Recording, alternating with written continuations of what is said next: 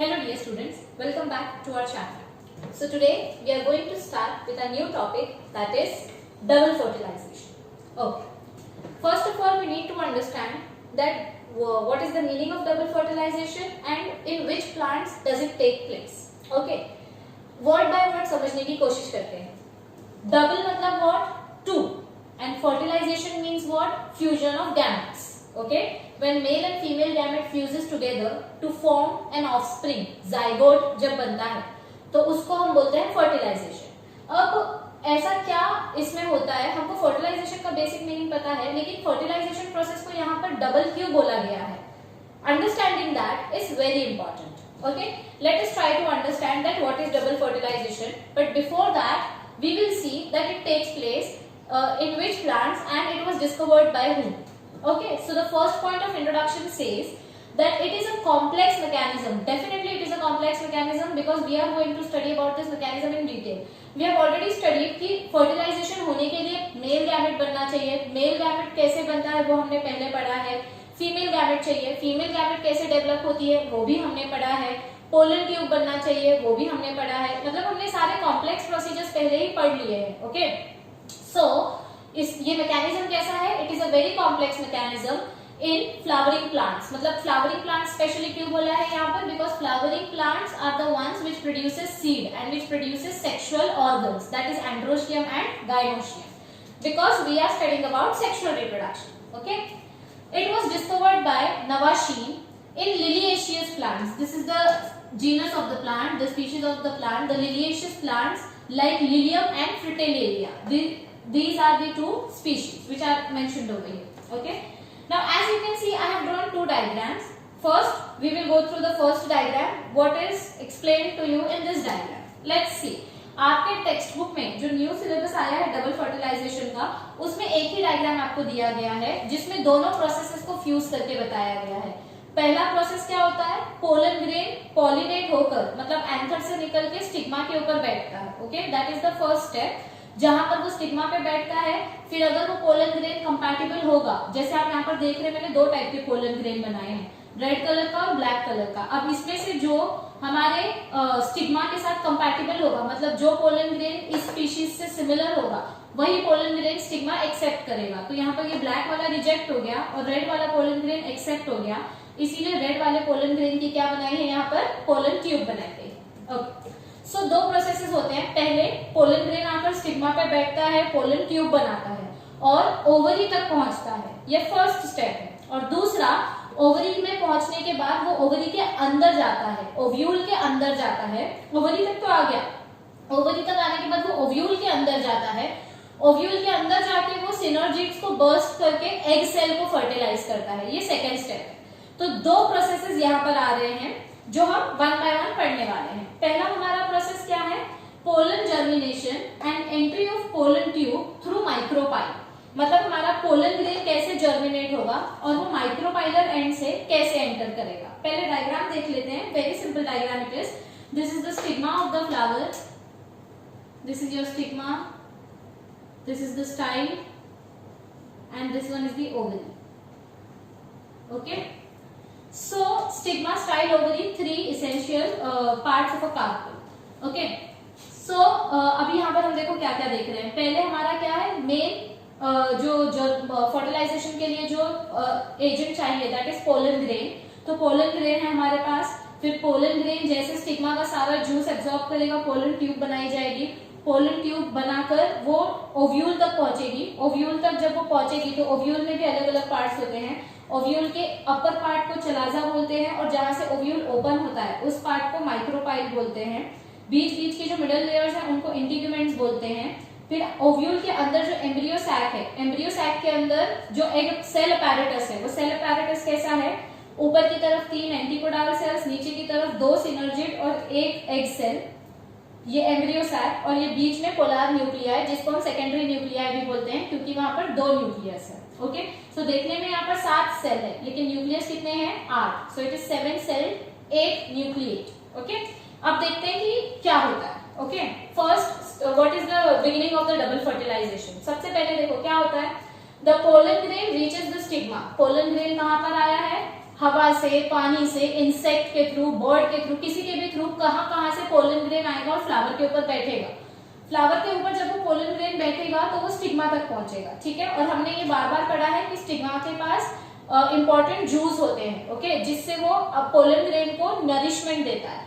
तो जो pollen grain stigma के साथ कंपैटिबल होगा, सिर्फ वही पोलन ग्रेन को वो जूस मिल पाएगा, बाकी पोलन ग्रेन रिजेक्ट हो जाएंगे। सो पहले क्या होता है, the pollen grain reaches the stigma, it germinates. If the pollen grain is compatible, it will get germinated because it will absorb all the juice from the stigma. And once the juice is formed, एक बार जब juice form होता है तो pollen grain का in time burst होके वो pollen tube बनाता है. So it forms a pollen tube.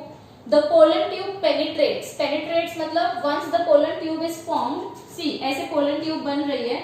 जैसे जैसे pollen tube बनेगी वो स्टाइल में एंटर करेगी. This is the stigma region. Stigma से वो स्टाइल में आ गई, ओके।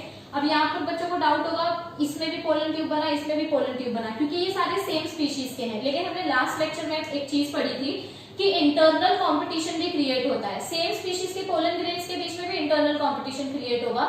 तो उसमें से जो सबसे हेल्दी पोलन ग्रेन होगा, ये तीन में से जो सबसे हेल्दी पोलन ग्रेन था, वही आगे पहुंच पाए, ओके। सो क्या बोला हमने, the pollen grain reaches the stigma, it absorbs the juice from the stigma, it germinates, it forms a pollen tube, the pollen tube enters into the style region of the gynoecium, okay.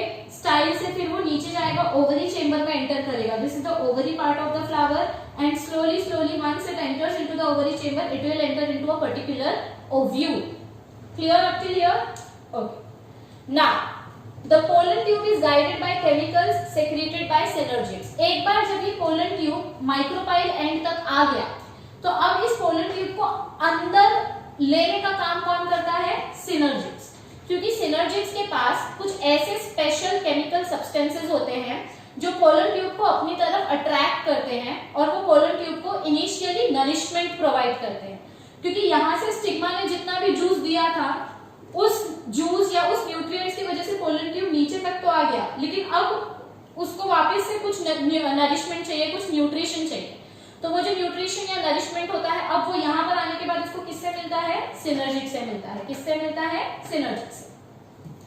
The pollen tube is guided, मतलब pollen tube को अंदर की तरफ रास्ता कौन दिखाएगा, guide कौन करेगा? By special chemicals which are secreted by synergid.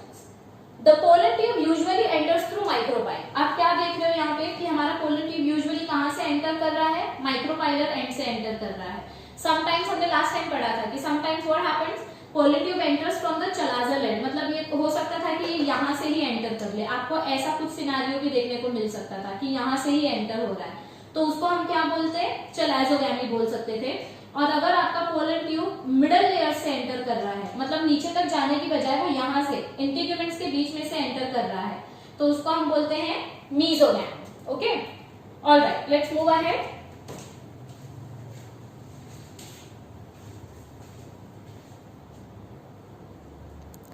Okay, so we read about porogamy, that what happens in porogamy, the pollen tube enters from the micropyle end. And what are the other types of the entry of pollen tube? It can either be chalazogamy or it can be mesogamy. अगर हमारा pollen tube, अगर हमारा ये जो pollen tube है, ये chalazal end से enter कर रहा है, तो उसको हम बोलेंगे चलाजोगैमी, और अगर वो मिडल लेयर से एंटर कर रहा है, तो उसको हम बोलेंगे मीसोगैमी। ओके, आगे देखें नेक्स्ट पॉइंट क्या है। ये यहाँ पर रिफ्लेक्शन पड़ रहा है, इसलिए मैंने यहाँ पर कुछ लिखा नहीं। Okay, so what is the next step? Pollen tube कहीं से भी एंटर करे, what happens? Finally it penetrates embryo sac. Pollen tube ने एंट्री कर ली, तो अब वो किसके अंदर पेनिट्रेट कर रहा है? वो एम्ब्रियो सैक के अंदर पेनिट्रेट कर रहा है। हमारा सेकेंड फेज चालू हो चुका है। पोलन ट्यूब स्टिग्मा से लेके एम्ब्रियो तक आ गया था, अब वो एम्ब्रियो सैक के अंदर जा रहा है। Okay, this is the double fertilisation. So finally it penetrates. Penetrate मतलब it enters embryo sac of ovule through its micropylar end. कहाँ से अंदर जा रहा है वो? Micropylar end से अंदर जा रहा है। अगर आप ध्यान से देखें तो यहाँ पर ये मैंने एक सिनर्जिड को कंप्लीट नहीं बनाया है, यहाँ पर ये सिनर्जिड इनकम्प्लीट है क्योंकि वो बर्स्ट हो चुका है। पोलन ट्यूब जैसे ही अंदर गया, जैसे ही पोलन ट्यूब सिनर्जिड के अंदर गया, कुछ ऐसा आपको देखने को मिलेगा। अगर मैं ये स्ट्रक्चर को जूम करके बताऊं, ये एक सिनर्जिड, ये एग सेल और ये दूसरा सिनर्जिड। पोलन ट्यूब यहां से आया, पोलन ट्यूब यहाँ से आया, सिनर्जिड के अंदर गया, पोलन ट्यूब का सिनर्जिड का जितना भी केमिकल था वो पोलन ट्यूब ने एब्जॉर्ब कर लिया। अब पोलन ट्यूब जब सारा जूस एब्जॉर्ब कर लेगा तो वो थिक हो जाएगा, साइज में बड़ा हो जाएगा। जैसे ही वो साइज में बड़ा होगा, पहले इसको कंप्लीट बना दो, जैसे ही वो साइज में बड़ा होगा वो सिनर्जिड को बर्स्ट कर देगा, सिनर्जिड बर्स्ट हो जाएगा। जब सिनर्जिड बर्स्ट हो जाएगा तो पोलन ट्यूब के अंदर का सारा कंपोनेंट सिनर्जिड के कंपोनेंट के साथ मिक्स हो जाएगा और हमारे पोलन ट्यूब के अंदर यहाँ से जो दो गैमेट्स आ रहे थे वो गैमेट्स भी अब यहाँ पे रिलीज हो जाएंगे सिनर्जिड के थ्रू। मतलब क्या हुआ, यहाँ पर पोलन ट्यूब अंदर आया, उसने सिनर्जिड का जूस एब्जॉर्ब किया, पोलन ट्यूब स्वेल हो गया। पोलन ट्यूब स्वेल होने की वजह से सिनर्जिड बर्स्ट हो गई। सिनर्जिड जब बर्स्ट हुई तो पोलन ट्यूब ने अपने अंदर का सारा चीज बाहर रिलीज कर दिया। और क्या था पोलन ट्यूब के अंदर, दो चीजें होती है, एक तो उसका साइटोप्लाज्म और दूसरा उसके अंदर के मेल गैमेट्स। ये उसने कहाँ रिलीज कर दिए, एम्ब्रियो सैक के अंदर रिलीज कर दिए। Okay, let's see. The pollen tube penetrates into one synergid. Pollen tube enter हुआ और कहां पर एंटर किया पोलन ट्यूब ने, फर्स्ट सिनर्जिड के ऊपर अंदर एंटर किया। सिनर्जिड के अंदर जितना भी वाटरी कंटेंट था, जितना भी न्यूट्रिएंट्स और मिनरल्स था, watery content of synergid is absorbed by the pollen tube. वो सारा का सारा वाटर किसने एब्सॉर्ब कर लिया, पोलन ट्यूब ने एब्सॉर्ब कर लिया। नाउ नेक्स्ट स्टेप इज,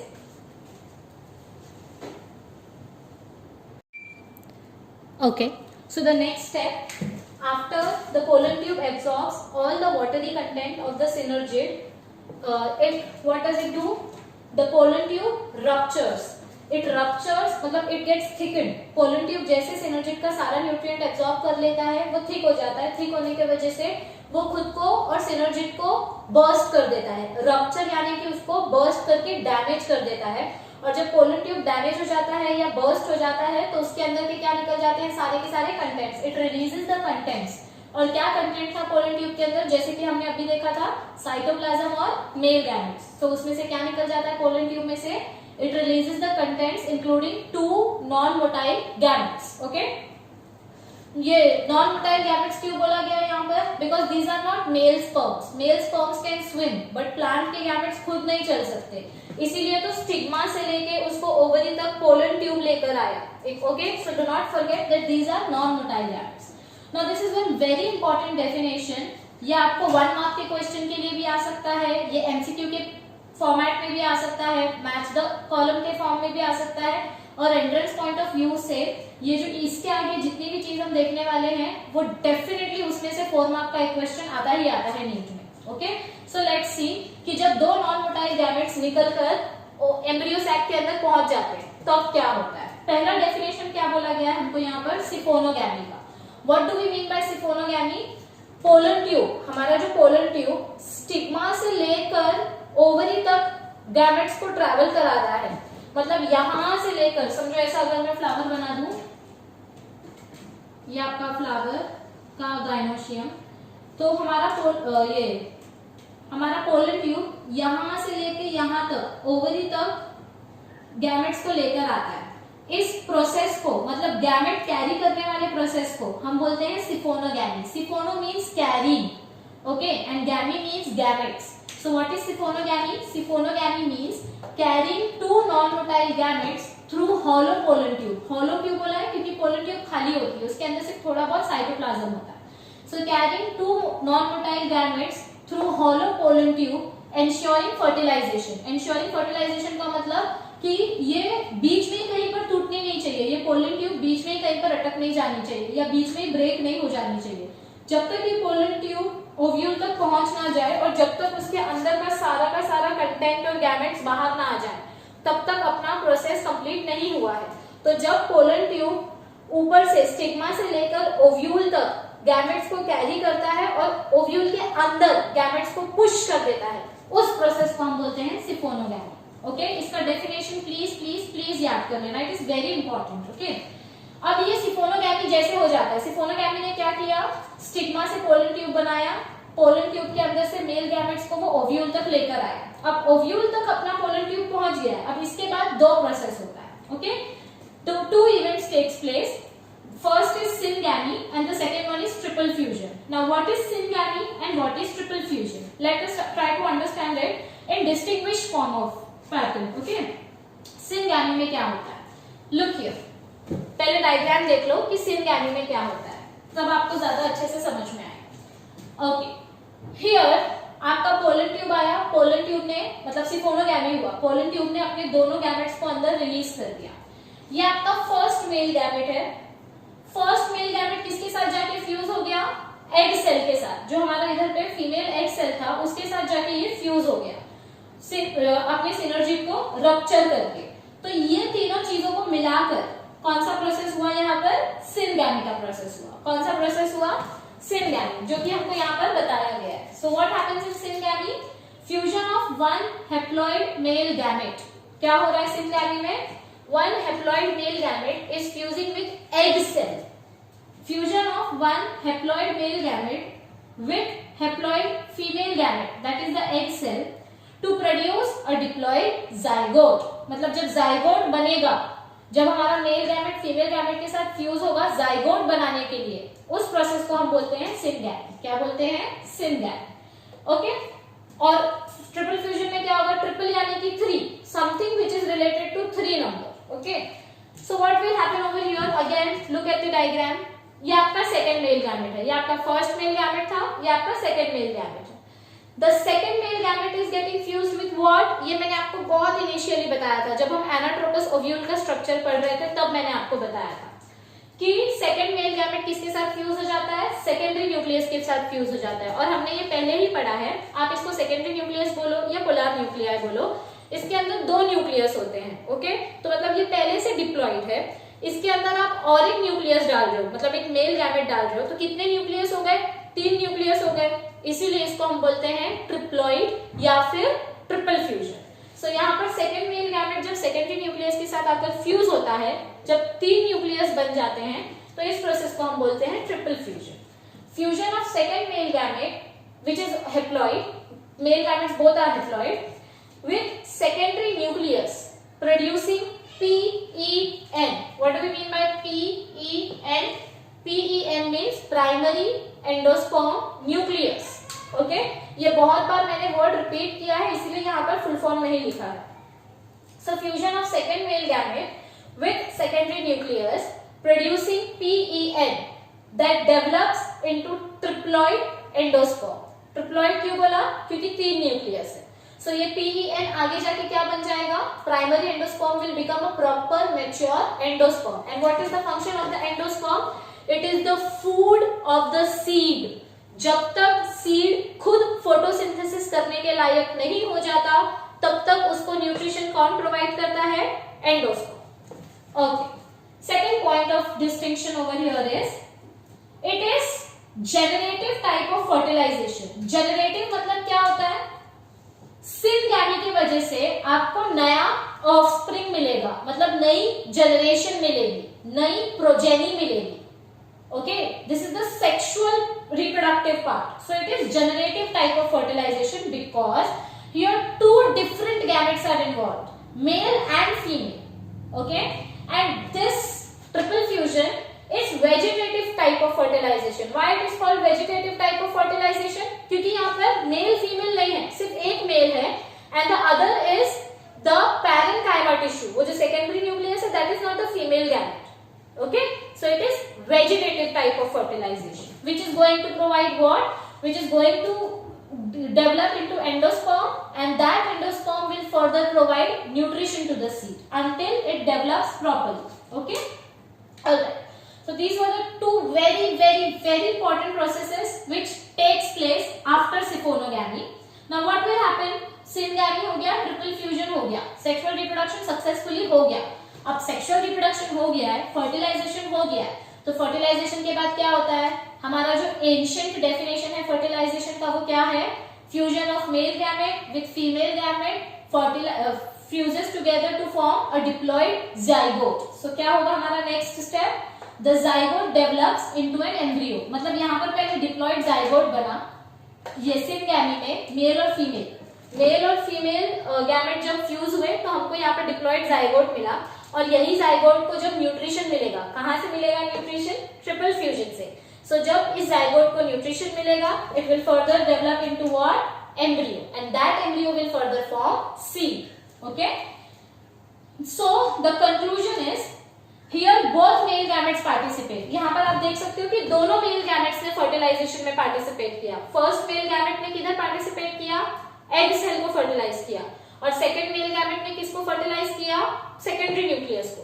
सो दो बार मेल गैमेट का फर्टिलाइजेशन हुआ, इसीलिए we call it as double fertilization. So both male gametes participated and therefore it is described as what, double fertilization. So अगर आपसे डेफिनेशन पूछा गया what is double fertilization, you can very well define it as the fusion of two male gametes with egg cell and secondary nuclei respectively. It is known as double fertilization. Okay, and the better definition is provided in your textbook, so do not worry about it. You just go through your textbook, you will understand that what is given in it. Okay, so this is what is double fertilization. It is very important from your board's point of view. आपके board exams में every alternate year double fertilisation के ऊपर एक ना एक question आता ही आता है. ओके, ऑलराइट, अब हम देख लेते हैं डबल फर्टिलाइजेशन का सिग्निफिकेंस क्या है. ओके,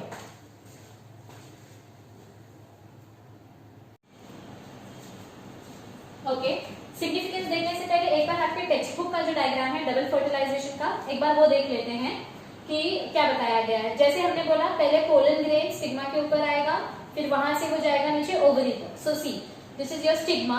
आपका पोलन ग्रेन स्टिग्मा सरफेस पे है, उसने सारा स्टिग्मा का जूस एब्जॉर्ब किया. उसके बाद पोलन ट्यूब बना. पोलन ट्यूब कहाँ गया, pollen tube entered into the ovary chamber, और ओवरी चेंबर से वो कहाँ पर एंटर हुआ, हमारे ओव्यूल के अंदर.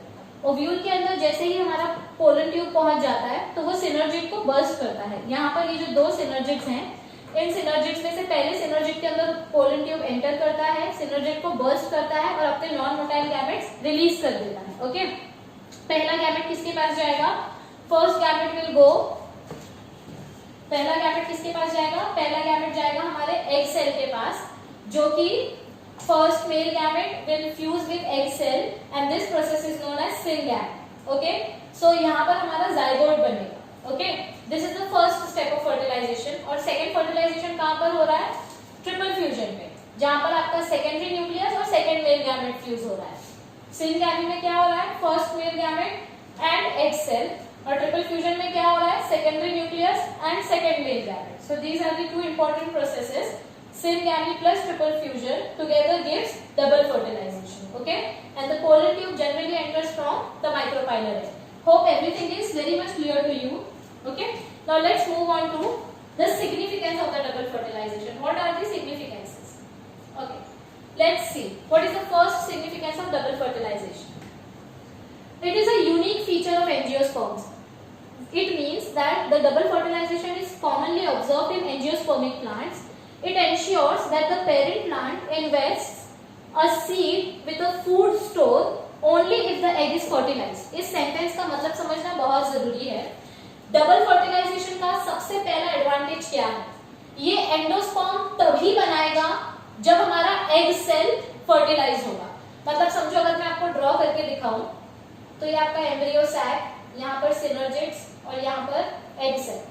जब एक मेल गैमेट एग सेल के साथ फ्यूज होके जाइगोट बनाएगा, तभी दूसरा मेल गैमेट सेकेंडरी न्यूक्लियस के साथ फ्यूज होके एंडोस्पर्म बनाएगा. ओके, डबल फर्टिलाइजेशन में क्या होता है, एडवांटेज क्या है डबल फर्टिलाइजेशन का, कि यहाँ पर जैसे एग सेल फ्यूज होकर जाइगोट बनाएगा, मतलब जब एग सेल फर्टिलाइज होगा उसी टाइम पे एंडोस्पर्म बनेगा. बहुत सारे प्लांट्स में क्या होता है कि एंडोस्पर्म पहले से होता है और फ्यूजन हो चाहे ना हो, वो एंडोस्पर्म पहले से ही डिवाइड होते रहता है. एंडोस्पर्मिक सेल्स डिवाइड होते रहते जिसकी वजह से प्लांट की एनर्जी वेस्ट हो जाती है. ओके, सो ये सबसे पहला इंपॉर्टेंट बेनिफिट क्या है, सिग्निफिकेंस क्या है डबल फर्टिलाइजेशन का, that it ensures that the parent plant invests a seed with a food store.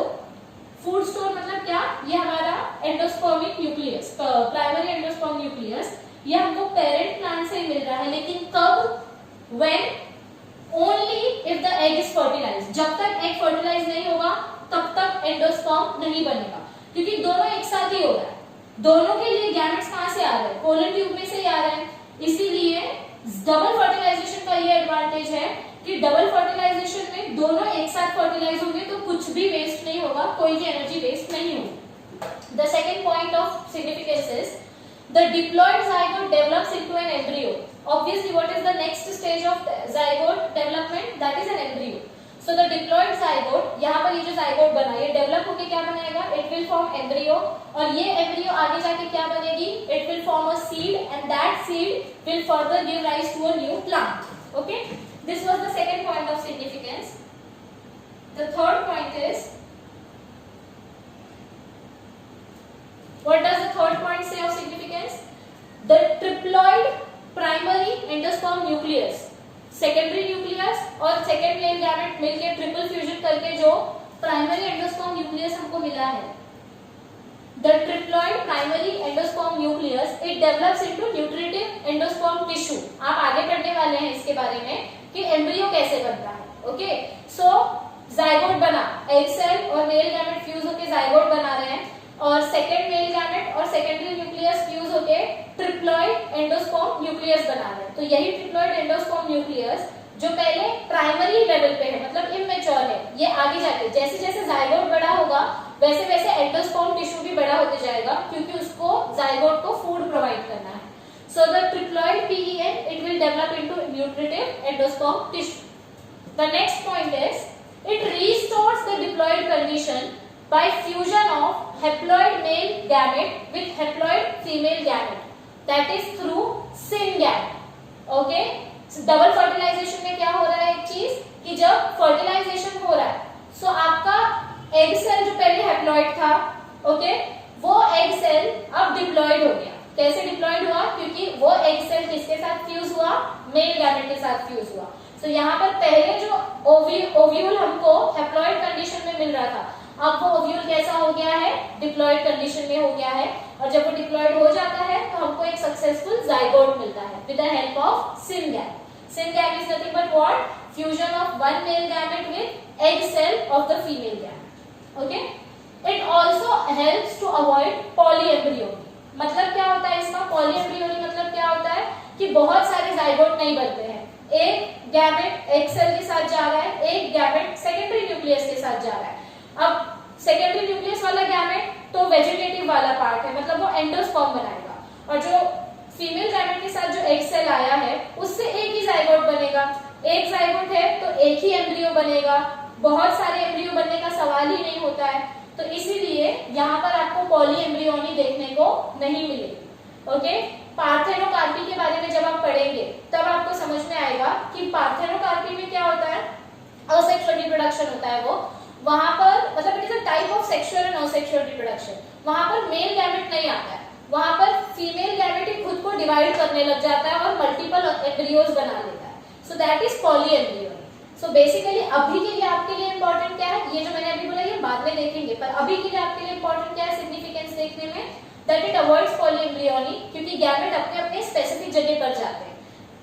Pollen tube से आने वाला एक मेल गैमेट जाके एग सेल को फर्टिलाइज करता है और दूसरा मेल गैमेट जाके सेकेंडरी न्यूक्लियस को फर्टिलाइज करता है। एग सेल को फर्टिलाइज करके हमको मिलता है एक जाइगोट, सेकेंडरी न्यूक्लियस को फर्टिलाइज करके हमको मिलता है प्राइमरी एंडोस्पर्म न्यूक्लियस, और यही जाइगोट आगे जाके एम्ब्रियो बनेगा और ये प्राइमरी एंडोस्पर्म न्यूक्लियस आगे जाके बनेगा एंडोस्पर्म टिश्यू, और धीरे धीरे करके ये एक सीड बन जाएंगे और सीड से हमको एक नया प्लांट मिलेगा। So this was about our sexual reproduction.